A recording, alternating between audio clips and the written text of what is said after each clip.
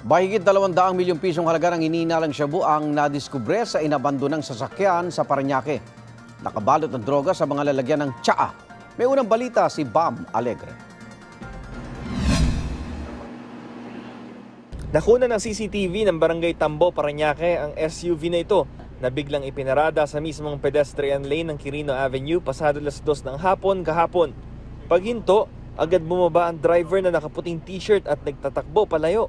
Sa isa pang kuha ng CCTV, naaktuhan ng driver ng SUV na tumatakbo pa rin sa papasok ng isang eskinita.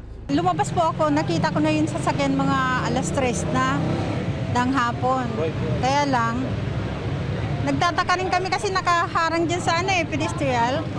Bali, nung tumagal na masyado na mga mag-5 na, hindi pa rin natanggal,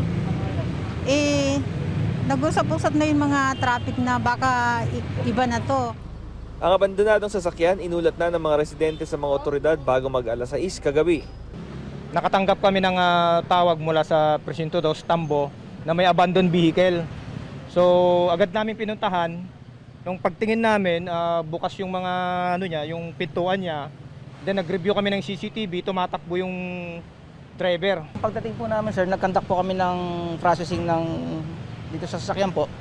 And then nag-leave po kami ng fingerprint. May nakuha naman po. And then nung upon searching, sir, is nakakita na kami ng suspected drugs.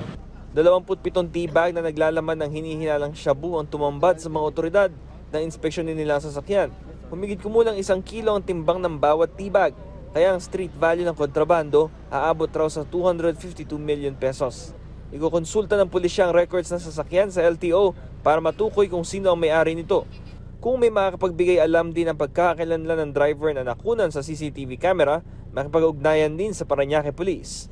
Patuloy ang investigasyon sa nakumpiskang kontrabando. Ito ang unang balita sa Parañaque, Bam Alegre, para sa GMA Integrated News.